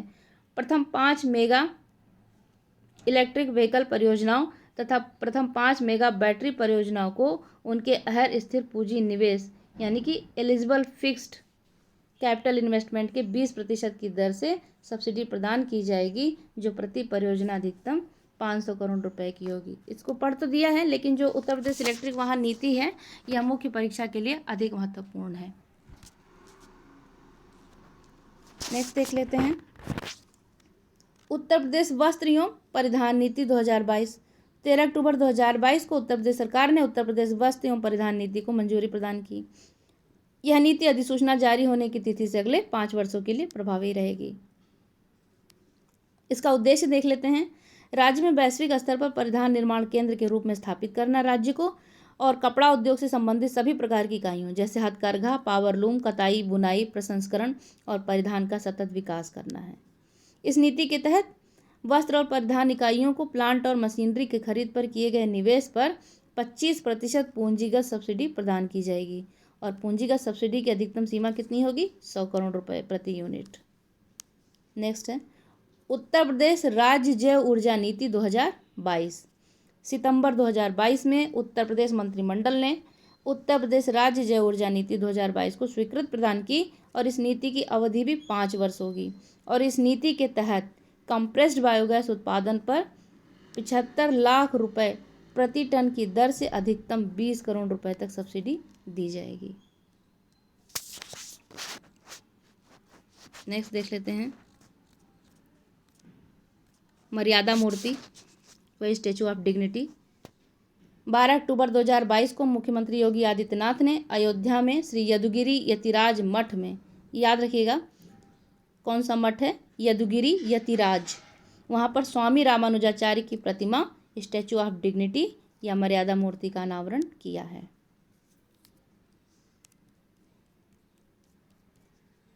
जितने भी स्टैचू हैं फिर दोहरा रहे हैं कि हाल फिलहाल में जहाँ पर भी स्टैचू के उद्घाटन किए गए हैं उनको आप एक जगह लिख लें और उसे बार बार पढ़ें, नहीं तो आपको बहुत कन्फ्यूज़न होने वाला है। क्योंकि तेलंगाना में भी आप देखेंगे रामानुजाचार्य की मूर्ति बनाई गई है, अयोध्या में भी बनाई गई है और लद्दाख में भी बनाई गई है, तो आप इस तरह से कंफ्यूज हो सकते हैं। तो आप एक जगह जब लिख लोगे और बार बार उसे रिवीजन करेंगे तो शायद आपको कंफ्यूजन नहीं होगा। नेक्स्ट है मुलायम सिंह यादव। उत्तर प्रदेश के पूर्व मुख्यमंत्री और समाजवादी पार्टी के संस्थापक मुलायम सिंह यादव का 10 अक्टूबर 2022 को निधन हो गया। वर्तमान में वह मैनपुरी से लोकसभा सदस्य थे तथा 7 बार लोकसभा के लिए चुने गए थे। कितनी बार? 7 बार। इन्होंने समाजवादी पार्टी की स्थापना कब की थी? 1992 में। और ये मुख्यमंत्री कितनी बार रह चुके हैं? 3 बार, 1989 से 91, 1993 से 95 तथा वर्ष 2003 से 2007 तक। वर्ष 1996 से 98 के मध्य तत्कालीन प्रधानमंत्री SD देवेगौड़ा और I.K. गुजराल की कैबिनेट में रक्षा मंत्री भी रहे। इनके बारे में कथनों के रूप में सवाल दे सकता है, इसलिए से आप इन्हें डिटेल में देख के जाएं। उन्हें वर्ष 2012 में इंटरनेशनल ज्यूरिस्ट अवार्ड से भी सम्मानित किया गया था। 36वां खेल देख लेते हैं, राष्ट्रीय खेल 2022। 29 सितंबर से 12 अक्टूबर 2022 के मध्य आयोजित 36वें राष्ट्रीय खेल 2022 में उत्तर प्रदेश ने कुल 56 पदक, जिसमें 20 स्वर्ण, रजत 18 और कांस्य 18 के साथ 8वां स्थान हासिल किया था। उत्तर प्रदेश के जो राम बाबू हैं एथलीट, उन्होंने 35 किलोमीटर पैदल चाल में नया राष्ट्रीय रिकॉर्ड बनाया। राम बाबू ने 2 घंटे 36 मिनट और 34 सेकंड में पैदल चाल पूरा करके यह रिकॉर्ड कायम किया है। मेरठ की पारुल चौधरी 2 स्वर्ण पदक एथलेटिक्स की 5000 मीटर तथा 3000 मीटर स्टीपल चेज जीतने में सफल रही हैं। उत्तर प्रदेश ने सर्वाधिक पदक एथलेटिक्स की स्पर्धा में जीते हैं, 9 स्वर्ण सहित कुल 16। भारतीय सड़क कांग्रेस का 81वां यानी कि 81 वार्षिक अधिवेशन कहाँ हुआ है? लखनऊ में, इंदिरा गांधी प्रतिष्ठान, गोमती नगर, लखनऊ में 8 से 11 अक्टूबर के मध्य। मिशन निरामया देख लेते हैं। मिशन निरामया उत्तर प्रदेश के मुख्यमंत्री योगी आदित्यनाथ द्वारा SGPGI लखनऊ के कन्वेंशन सेंटर में इस मिशन का शुभारंभ कब किया गया? 8 अक्टूबर 2022 को। राज्य की स्वास्थ्य प्रणाली को मजबूत करने और पैरामेडिकल शिक्षा की गुणवत्ता में बदलाव लाने के उद्देश्य से इस मिशन का शुरुआत हुई है। क्या नाम है इसका? निरामया। स्वच्छ सर्वेक्षण ग्रामीण 2022, 2 अक्टूबर 2022 को स्वच्छ भारत दिवस 2022 के अवसर पर स्वच्छ सर्वेक्षण ग्रामीण 2022 रिपोर्ट जारी की गई है। यह सर्वेक्षण पेयजल एवं स्वच्छता विभाग द्वारा पूर्ण किया गया। मोबाइल ऐप एवं वेब पोर्टल के माध्यम से सर्वाधिक भागीदारी किसकी रही? उत्तर प्रदेश की। और मोबाइल ऐप एवं वेब पोर्टल के माध्यम से सर्वाधिक भागीदारी वाला जिला कौन सा है? कानपुर देहात। देश भर के 33 राज्यों और केंद्र शासित प्रदेशों की समग्र रैंकिंग में उत्तर प्रदेश को 18वां स्थान मिला था। स्वच्छ सर्वेक्षण शहरी में देख लेते हैं। 1 अक्टूबर 2022 को राष्ट्रपति द्रौपदी मुर्मू ने स्वच्छ सर्वेक्षण 2022 के परिणाम घोषित किए। स्वच्छ सर्वेक्षण 2022 में 1 से 10 लाख जनसंख्या की श्रेणी में नोएडा को 5वां स्थान प्राप्त हुआ। यहाँ नोएडा क्यों इंपॉर्टेंट है? क्योंकि ये यूपी का है। 10 लाख से अधिक जनसंख्या की श्रेणी में शीर्ष 20 शहरों में प्रदेश के 4 शहरों को स्थान प्राप्त हुआ है, जिसमें गाजियाबाद को 12वां, मेरठ को 15वां, प्रयागराज को 16वां और लखनऊ 17वें स्थान पर शामिल है। इस श्रेणी में वाराणसी को 21वां और आगरा को 23वां और कानपुर को 29 स्थान प्राप्त हुआ है। ये सब जब हम राष्ट्रीय पढ़ रहे थे तो वहाँ पर पढ़ चुके हैं, यहाँ सिर्फ आप रिवीजन कर सकते हैं। गंगा नगरों की 1 लाख से कम जनसंख्या श्रेणी में प्रदेश के कुल 13 नगर शामिल हैं, जिसमें बिजनौर और कन्नौज को क्रमशः पहला और दूसरा स्थान दिया गया है 1 लाख से कम जनसंख्या में। और 1 लाख से अधिक जनसंख्या की श्रेणी में प्रदेश के 7 नगर शामिल हैं, जिसमें वाराणसी, प्रयागराज को क्रमशः द्वितीय और चौथा स्थान मिला है। शीर्ष 20 स्वच्छ छावनी में प्रदेश की 3 छावनी शामिल है, जिनमें वाराणसी छावनी को 15वां, शाहजहांपुर छावनी को 16वां और मथुरा छावनी को 17वां स्थान मिला है। 100 शहरी स्थानीय निकायों से अधिक की श्रेणी वाले राज्यों में उत्तर प्रदेश का 10वां स्थान था। कौन सा स्थान है? 10वां। जबकि स्वच्छ सर्वेक्षण 2021 में इसी श्रेणी में प्रदेश को 6ठा स्थान प्राप्त हुआ था। प्रेरक दौड़ सम्मान के तहत गोल्ड यानी अनुपम श्रेणी में उत्तर प्रदेश के गौतम बुद्ध नगर को शामिल किया गया है। गौतम बुद्ध नगर को अनुपम श्रेणी में। इसके अतिरिक्त सिल्वर यानी उज्ज्वल श्रेणी में प्रदेश के 2 शहर मथुरा और अमरोहा शामिल हैं।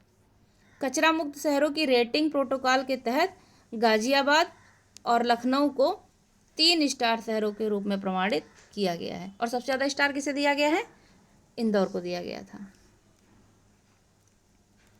नेक्स्ट है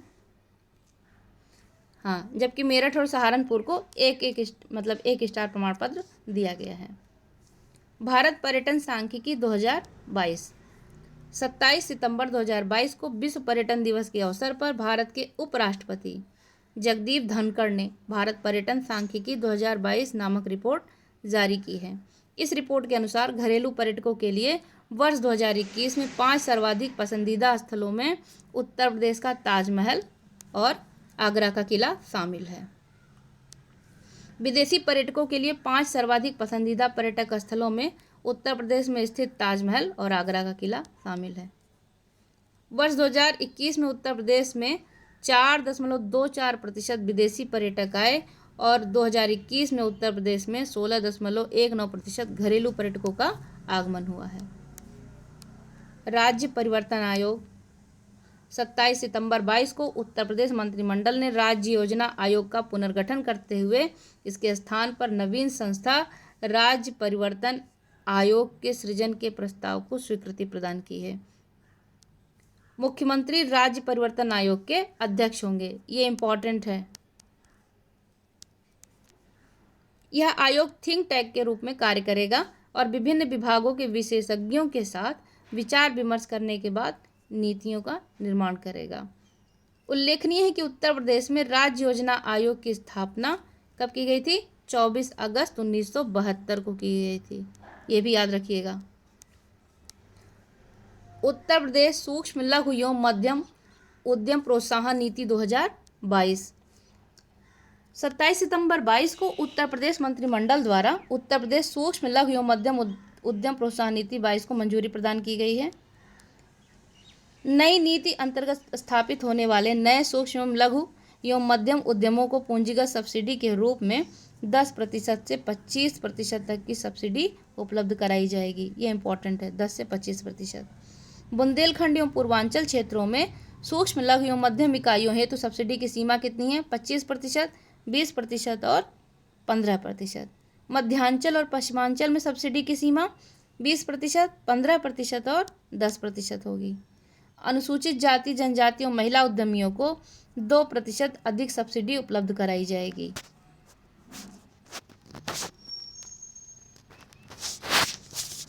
national urban planning and management conclave 2022 में 23-24 सितंबर में लखनऊ में national urban planning and management conclave का आयोजन किया गया है। इसका आयोजन उत्तर प्रदेश सरकार तथा आवासन और शहरी कार्य मंत्रालय भारत सरकार द्वारा गठित उच्च स्तरीय समिति द्वारा किया गया।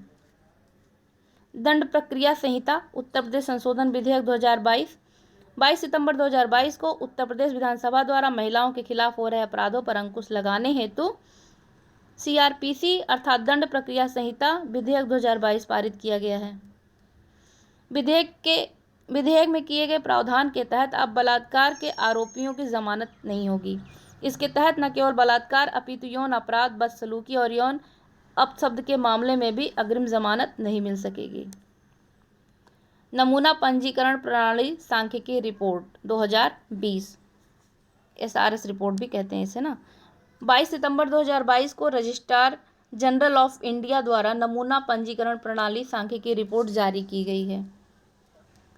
उत्तर प्रदेश में अशोधित जन्म दर कुल 25.1 दर्ज की गई, जिसमें ग्रामीण जो है 26.1 और शहरी 22.1 है। इसके अतिरिक्त राज्य में राष्ट्रीय स्तर पर अशोधित मृत्यु दर कुल 6.5, जिसमें 6.8 ग्रामीण और 5.4 शहरी दर्ज की गई है। SRS की रिपोर्ट जरूर दे के जाइएगा, ये पूछता है, इंपॉर्टेंट है। राज्य में 5 वर्ष से कम उम्र के शिशुओं की मृत्यु दर कुल 43 अंक दर्ज की गई है, जिसमें पुरुष 43 हैं और महिला 44। इसके साथ ही राज्य में जन्म के समय लिंगानुपात 905 अंक दर्ज किया गया। नेक्स्ट देखते हैं राष्ट्रीय पोषण माह। यह 16 सितंबर 22 को मुख्यमंत्री योगी आदित्यनाथ ने राष्ट्रीय पोषण माह 2022 कार्यक्रम शुभारंभ किया। इस अवसर पर मुख्यमंत्री ने 501 आंगनवाड़ी केंद्रों का लोकार्पण और 199 आंगनवाड़ी केंद्रों का शिलान्यास किया है। उन्होंने आंगनवाड़ी केंद्रों के सहयोगात्मक पर्यवेक्षण हेतु सहयोग मोबाइल ऐप तथा 3 से 6 वर्ष के बच्चों के लिए ECCE आधारित बाल पिटारा मोबाइल ऐप लॉन्च किया है। कितनी उम्र के बच्चे हैं इसमें? तो 3 से 6 वर्ष हैं। पूछ सकता है कि सहयोग मोबाइल ऐप किससे संबंधित है, तो आपको पता होना चाहिए कि आंगनवाड़ी जो है वो केंद्रों के सहयोग के लिए हैं। और बाल पिटारा मोबाइल ऐप किस राज्य ने लॉन्च किया है, इस तरह पूछ सकता है तो उत्तर प्रदेश।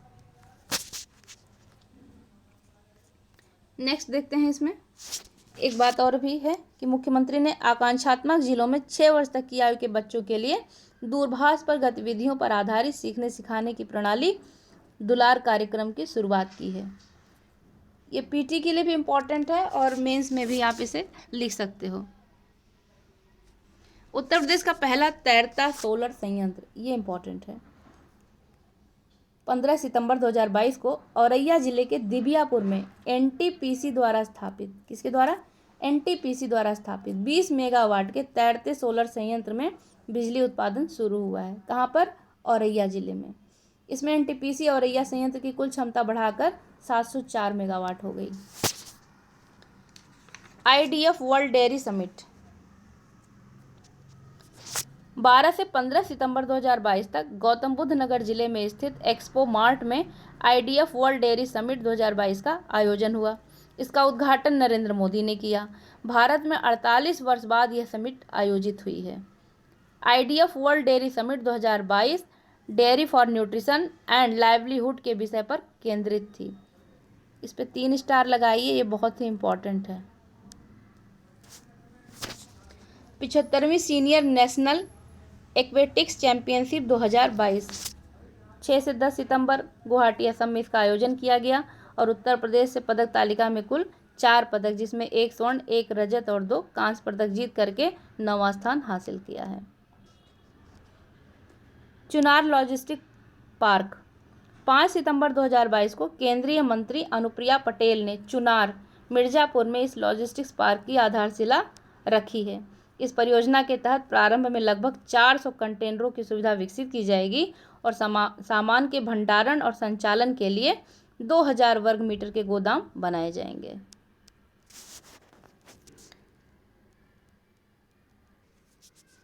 राष्ट्रीय शिक्षक पुरस्कार 2022 5 सितंबर राष्ट्रपति द्रौपदी मुर्मू ने शिक्षक दिवस के अवसर पर देवरिया जिले के शिक्षक खुर्शीद अहमद को राष्ट्रीय शिक्षक पुरस्कार से सम्मानित किया है।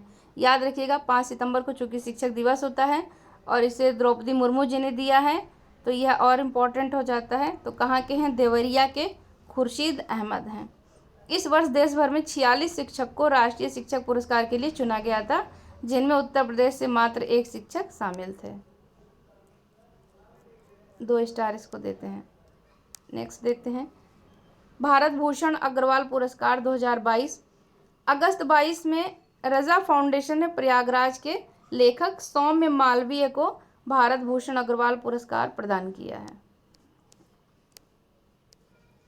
उन्हें यह पुरस्कार उनकी कविता संग्रह घर एक नामुमकिन जगह है के लिए दिया गया है। हो सकता है ये रचना दे दे और पूछ ले किसके लेखक कौन है, तो याद रखिएगा। रवि किशन शुक्ला 30 अगस्त 22 को स्वास्थ्य एवं परिवार कल्याण मंत्रालय भारत सरकार ने अभिनेता रवि किशन शुक्ला को राष्ट्रीय क्षय रोग उन्मूलन कार्यक्रम का ब्रांड एम्बेसडर नियुक्त किया है। रवि किशन वर्तमान में गोरखपुर से लोकसभा के सदस्य हैं। क्षय रोग उन्मूलन कार्यक्रम के ब्रांड एम्बेसडर हैं। एनएमसीजी उत्तर प्रदेश जल निगम और वीईपीएल के मध्य समझौता है, यानी कि 25 अगस्त 2022 को राष्ट्रीय स्वच्छ गंगा मिशन, उत्तर प्रदेश जल निगम और messrs Vishwaraj environment private limited के मध्य हाइब्रिड इन्यूटी मोड आधारित आगरा के लिए 582.84 करोड़ रुपए की लागत राशि से सीवेज ट्रीटमेंट प्लांट्स के विकास हेतु त्रिपक्षीय रियायत समझौता हस्ताक्षर किया गया।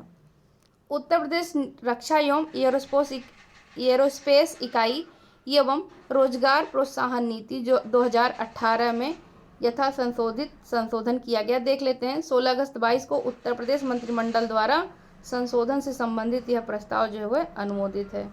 इस नीति में डिफेंस पैकेजिंग रक्षा उद्योग के लिए एक महत्वपूर्ण क्षेत्र को शामिल करने के लिए संशोधन किया गया है।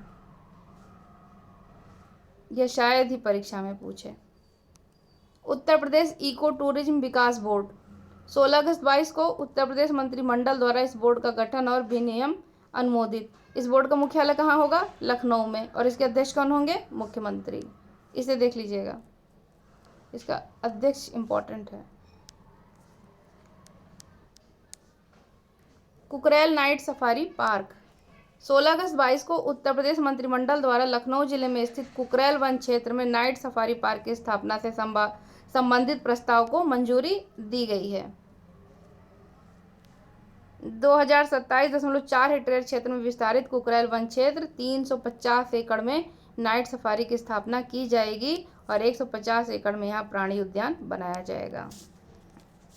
रूपल चौधरी को देख लीजिए, ये उत्तर प्रदेश की एथलीट हैं। विश्व अंडर-20 एथलेटिक्स चैंपियनशिप के एक संस्करण में 2 पदक जीतने वाली पहली भारतीय बन गई हैं। कैली कोलंबिया में 1 से 6 अगस्त 22 के मध्य आयोजित विश्व अंडर-20 एथलेटिक्स चैंपियनशिप की महिलाओं में 400 मीटर की दौड़ में कांस्य जीतने के अतिरिक्त रूपल रजत पदक विजेता भारत की 4x400 मीटर मिश्रित रिले टीम की सदस्य थीं। रूपल विश्व अंडर-20 एथलेटिक्स चैंपियनशिप के इतिहास में महिलाओं की 400 मीटर दौड़ में कोई पदक जीतने वाली दूसरी भारतीय हैं। इसके पहले हिमा दास इस स्पर्धा में स्वर्ण पदक जीत चुकी हैं।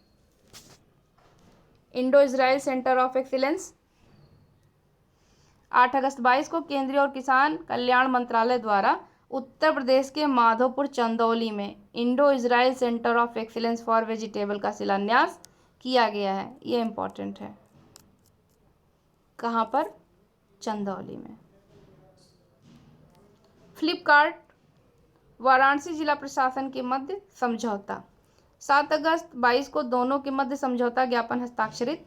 इस समझौता ज्ञापन के तहत बनारसी साड़ी, हस्तनिर्मित कालीन, जरदोजी क्राफ्ट, मेटल क्राफ्ट और हस्तनिर्मित दरी जैसे प्रतिष्ठित उत्पादों को फ्लिपकार्ट प्लेटफॉर्म पर उपलब्ध कराया जाएगा। अन्नू रानी 7 अगस्त 22 को बर्मिंघम इंग्लैंड में आयोजित राष्ट्रमंडल खेल 2022 में मेरठ की बहादुरपुर गांव में रहने वाली महिला भाला फेंक खिलाड़ी अन्नू रानी ने महिलाओं की भाला फेंक स्पर्धा में 60 मीटर की दूरी तक भाला फेंक कर कांस्य पदक जीता है। अन्नू रानी कांस्य पदक जीतकर राष्ट्रमंडल खेलों की भाला फेंक स्पर्धा में उपलब्धि हासिल करने वाली देश की पहली खिलाड़ी बन गई हैं। अन्नू रानी कहाँ की हैं? ये मेरठ की रहने वाली हैं। उत्तर प्रदेश सरकार डेलॉइट इंडिया के मध्य समझौता 5 अगस्त 22 को दोनों के मध्य समझौता ज्ञापन हस्ताक्षरित। इस समझौते के तहत उत्तर प्रदेश सरकार राज्य की अर्थव्यवस्था 1 ट्रिलियन अमेरिकी डॉलर तक लाने के लक्ष्य को प्राप्त करने हेतु डेलॉइट इंडिया को सलाहकार के रूप में नियुक्त करेगी। इसका लक्ष्य कितना है? 1 ट्रिलियन अमेरिकी डॉलर। गगन कुमार पासवान कौन है? ये गौतम बुद्ध नगर में तैनात पुलिस कांस्टेबल हैं। नीदरलैंड के रॉटरडम में आयोजित विश्व पुलिस और फायर गेम्स 2022 में इन्होंने कांस्य पदक जीता है। गगन ने यह पदक बैडमिंटन की पुरुष युगल स्पर्धा में भारतीय मूल के सुनील दहिया के साथ जीता, जो न्यूजीलैंड पुलिस में कार्यरत हैं।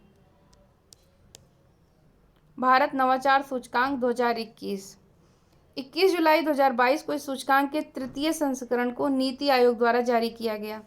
सूचकांक में उत्तर प्रदेश को बड़े राज्यों की श्रेणी में रखा गया है।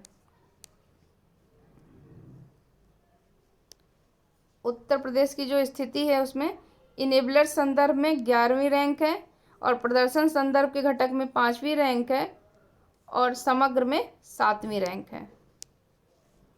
बुंदेलखंड एक्सप्रेसवे, ये सब हम लोग राष्ट्रीय में पढ़ चुके हैं। 16 जुलाई 2022 को प्रधानमंत्री नरेंद्र मोदी ने उत्तर प्रदेश के जालौन जिले की उरई तहसील के कैथेरी गांव से बुंदेलखंड एक्सप्रेसवे का उद्घाटन किया है। विदित हो कि प्रधानमंत्री द्वारा 29 फरवरी 2020 को इस एक्सप्रेसवे का शिलान्यास किया गया था। इस एक्सप्रेसवे के निर्माण से बुंदेलखंड क्षेत्र आगरा लखनऊ एक्सप्रेसवे, यमुना एक्सप्रेसवे के माध्यम से राष्ट्रीय राजधानी क्षेत्र दिल्ली से जुड़ गया। इस एक्सप्रेसवे का निर्माण उत्तर प्रदेश एक्सप्रेसवेज औद्योगिक विकास प्राधिकरण यानी यूपीडा द्वारा किया जा रहा है और इसकी कुल अनुमानित लंबाई कितनी है? 296.070 किलोमीटर। गौरतलब है कि इस 4 लेन वाले एक्सप्रेसवे का निर्माण लगभग 14,850 करोड़ रुपए की लागत से किया गया है। भविष्य में इसे 6 लेन तक विस्तारित किया जा सकता है। इसका प्रारंभ स्थान जनपद चित्रकूट में राष्ट्रीय राजमार्ग 35 पर भरतकूप के निकट एवं समाप्ति स्थान जनपद इटावा के ग्राम कुदरैल के निकट है। यह एक्सप्रेसवे जो है वो 7 जिलों से होकर गुजरेगा। हम पढ़ चुके हैं, फिर भी देख लेते हैं। चित्रकूट, बांदा, महोबा, हमीरपुर, जालौन, औरैया और इटावा। गौरतलब है कि एक्सप्रेसवे के संरेखण पर पड़ने वाली मुख्य नदियों में बागेन, केन, श्यामा, चंदावल, बिरमा, यमुना, बेतवा और सेंगर शामिल हैं। NIRF इंडिया रैंकिंग 2022 15 जुलाई 2022 को केंद्रीय शिक्षा मंत्रालय द्वारा इस रैंकिंग को जारी किया गया है। राष्ट्रीय पढ़ने के बाद उत्तर प्रदेश पढ़ने का सिर्फ यही एक कारण था कि आपका रिवीजन हो जाएगा। देख लीजिए इसमें कौन कौन से संस्थान हैं। IIT कानपुर था 5वें स्थान पर। बनारस हिंदू विश्वविद्यालय को 11वीं रैंकिंग थी। अलीगढ़ मुस्लिम विश्वविद्यालय को 19वीं और IIT BHU को 29वीं और MIT विश्वविद्यालय गौतम बुद्ध नगर की 42वीं रैंकिंग है। किंग जॉर्ज मेडिकल यूनिवर्सिटी की 75 और बाबा साहब भीमराव अम्बेडकर यूनिवर्सिटी लखनऊ की 78 रैंकिंग है। और शिव नाडर विश्वविद्यालय कहाँ है? गौतम बुद्ध नगर में। इसकी रैंकिंग कितनी है? 94। ये भी हो सकता है कि विद्यालयों का नाम दे दे और जिले का नाम दे दे और कह दे कि आप सम्मिलित कीजिए। उत्तर प्रदेश आम महोत्सव 2022, इसका आयोजन 4 से 7 जुलाई कहाँ किया गया? लखनऊ में। उद्घाटन अवसर पर मुख्यमंत्री ने केंद्र सरकार द्वारा लखनऊ में स्वीकृत आम के मेगा क्लस्टर का भी उद्घाटन किया है। उत्तर प्रदेश में आमों की टैगिंग काकोरी ब्रांड के रूप में की जा रही है। ये इंपॉर्टेंट है, Kakori brand. National food security act के लिए राज्य रैंकिंग सूचकांक 5 जुलाई 2022 को राष्ट्रीय खाद्य सुरक्षा अधिनियम के लिए राज्य रैंकिंग सूचकांक जो है जारी किया गया। इस सूचकांक का प्रथम संस्करण है जिसे खाद्य एवं सार्वजनिक वितरण विभाग ने विकसित किया है। सूचकांक में सामान्य श्रेणी के अंतर्गत उत्तर प्रदेश ने 0.797 स्कोर के साथ दूसरा स्थान प्राप्त किया है। पहले स्थान पे कौन है? उड़ीसा। भारतीय विमानपत्तन प्राधिकरण उत्तर प्रदेश सरकार के मध्य समझौता कब हुआ है? 1 जुलाई 2022 को 30 वर्षों की अवधि हेतु सरकार के स्वामित्व वाले 5 हवाई अड्डों के संचालन के लिए यह समझौता हस्ताक्षरित हुआ है। इन 5 हवाई अड्डों में कौन कौन है? अलीगढ़, आजमगढ़, चित्रकूट, म्योरपुर, श्रावस्ती में स्थित हवाई अड्डे। उत्तर प्रदेश का पहला ट्रांसजेंडर डेस्क 23 जून 2022 को उत्तर प्रदेश का पहला ट्रांसजेंडर डेस्क पुलिस सहायता केंद्र लखनऊ पुलिस कमिश्नरेट के कैसरबाग कोतवाली में खोला गया है। इस सेल का उद्देश्य ट्रांसजेंडरों की शिकायतों की सुनवाई करने के साथ ही शिकायतों को 24 घंटे के अंदर निस्तारण करना भी है। QS वर्ल्ड यूनिवर्सिटी रैंकिंग 2023 8 जून 2022 को इस रैंकिंग के 19वें संस्करण को QS द्वारा जारी किया गया। उत्तर प्रदेश में स्थित IIT कानपुर ने 37.6 स्कोर के साथ 264वां स्थान हासिल किया है। 2022 में कौन से स्थान पे था? 277, इसलिए कुछ सुधार है। संत कबीर अकादमी और अनुसंधान केंद्र जून 2022 में उत्तर प्रदेश के संत कबीर नगर में स्थित मगहर में इस केंद्र का उद्घाटन किया गया है। मगहर कबीर का निर्वाण स्थल है जहां कबीर की मजार और समाधि मात्र 100 फीट की दूरी पर अगल बगल ही स्थित है। राज्य खाद्य सुरक्षा सूचकांक 2021-22 7 जून 2022 को केंद्रीय स्वास्थ्य एवं परिवार कल्याण मंत्रालय द्वारा इस सूचकांक के चौथे संस्करण को विश्व खाद्य सुरक्षा दिवस के अवसर पर जारी किया गया है। कौन सा संस्करण है ये? चौथा है। इस सूचकांक में उत्तर प्रदेश को बड़े राज्यों की श्रेणी में रखा गया और उत्तर प्रदेश ने 54.5 समग्र स्कोर के साथ 8वां स्थान प्राप्त किया है। नेक्स्ट देखते हैं पंडित दीनदयाल उपाध्याय किसान समृद्धि योजना। जून 2022 में उत्तर प्रदेश सरकार द्वारा राज्य में बीहड़, बंजर या जल भराव क्षेत्रों के सुधार एवं उपचार हेतु इस योजना को वर्ष 2022-23 से 2026-27 की अवधि तक क्रियान्वित करने का निर्णय लिया गया है। नेक्स्ट है 38वीं राष्ट्रीय पुलिस प्रशिक्षण संगोष्ठी का आयोजन कहाँ किया गया? गाजियाबाद में। इसका आयोजन पुलिस अनुसंधान एवं विकास ब्यूरो द्वारा किया गया है। कब से हुआ है ये? 2 से 3 जून के बीच में। इसका विषय देख लेते हैं, पुलिस प्रशिक्षण में उत्तम कार्य प्रणालियों का साझा करना। मैडम तुषार संग्रहालय, जून 2022 में उत्तर प्रदेश के नोएडा में इस संग्रहालय की शुरुआत की गई। यह संग्रहालय DLF मॉल में स्थित है। वर्ष 2017 में भारत ने पहली बार इस संग्रहालय को कनॉट प्लेस दिल्ली में खोला था। नेक्स्ट है, पटवाई में देश का पहला अमृत सरोवर 13 मई 2022 को ग्राम पंचायत पटवाई में देश के पहले अमृत सरोवर का उद्घाटन किया गया है और यह रामपुर जिले में स्थित है। स्किल इंडिया अंतर्राष्ट्रीय केंद्र, मई 2022 में NSDC इंटरनेशनल लिमिटेड तथा DP वर्ल्ड की भारतीय इकाई हिंदुस्तान पोर्ट्स प्राइवेट लिमिटेड के मध्य संयुक्त अरब अमीरात में रोजगार के अवसरों के लिए कुशल कार्यबल तैयार करने हेतु वाराणसी उत्तर प्रदेश में इस केंद्र की स्थापना हेतु समझौता ज्ञापन पर हस्ताक्षर हुआ है। स्किल इंडिया अंतर्राष्ट्रीय केंद्र कहाँ पर? वाराणसी में। ये इम्पोर्टेंट है। रेत समाधि जानते ही हैं, बहुत चर्चा में रही ये किताब। मई 2022 में रेत समाधि के अनुवादित उपन्यास टॉम्ब ऑफ सैंड को इंटरनेशनल बुकर 2022 से सम्मानित किया गया है। गौरतलब है कि Tomb of Sand Geetanjali Shree, जो मैनपुरी की निवासी हैं, उनके द्वारा लिखित उपन्यास रेत समाधि का अंग्रेजी अनुवाद है और इसका अंग्रेजी अनुवाद किसने किया है?